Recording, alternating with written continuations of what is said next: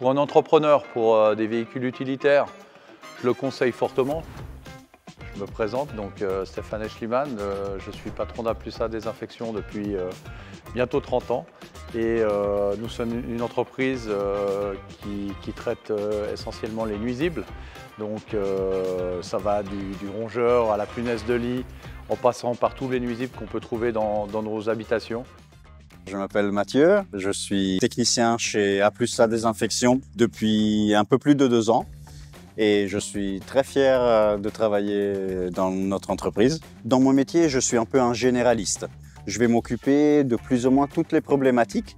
Je vais intervenir sur les toits des bâtiments contre les volatiles, dans les sous-sols peut-être pour des problèmes de rongeurs, dans les maisons, dans les appartements, ça peut être pour des insectes du bois par exemple, pour des guêpes, des frelons et toutes sortes d'autres nuisibles qui peuvent causer des dommages aux personnes et aux bâtiments. Ici, nous sommes dans nos locaux à la Praille. C'est là qu'on a déménagé il n'y a pas très longtemps pour avoir tout au même endroit, donc les locaux techniques et les bureaux administratifs. Alors ce qu'on fait beaucoup, nous, pour la protection de l'environnement, ce qu'on essaye de mettre en place, hormis les véhicules électriques, on y reviendra tout à l'heure, on essaye de traiter avec le moins de produits chimiques possible. Donc ce qu'on va faire, on va faire des traitements par la chaleur ou par le froid aussi, puisqu'on a des grands congélateurs où on va traiter les affaires des gens, les affaires qui sont contaminées par les punaises de lit, les mites de vêtements, par différentes choses.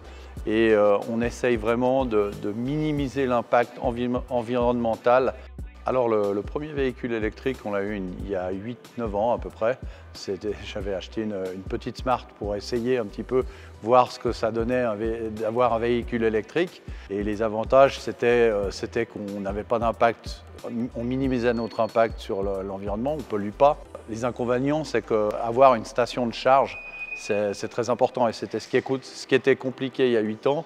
Maintenant, avec nos locaux qu'on a ici à la Praille, on a des stations de charge pour tous les techniciens. Donc ça a fait que nous avons pu développer la flotte et électrifier plus de véhicules. En ville et qu'on fait 100 km par jour, ça va. C'est pas un problème, on arrive largement à faire notre journée sans souci, on arrive à rentrer au dépôt.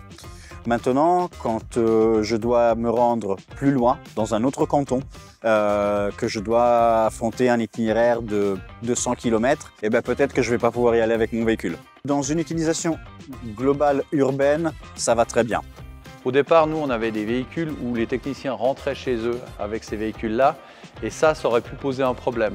Mais comme on a décidé parce qu'on a beaucoup de places de parking ici, on a décidé un jour de laisser tous les véhicules ici dans nos locaux.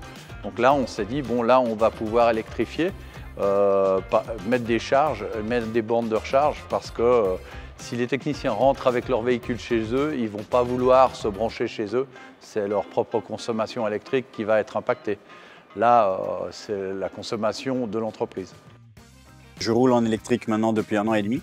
Et j'apprécie beaucoup, surtout pour nous qui travaillons beaucoup en ville, c'est très pratique. Il y a des petits pros et des contres, mais en tout cas moi je l'ai très bien vécu et je suis très fier de rouler à l'électrique aujourd'hui. L'absence de son vis-à-vis des autres usagers, notamment les plus vulnérables, piétons, cyclistes, utilisateurs de trottinettes. Je cherche beaucoup plus le contact visuel avec les autres utilisateurs, contact des yeux, savoir qui sont là.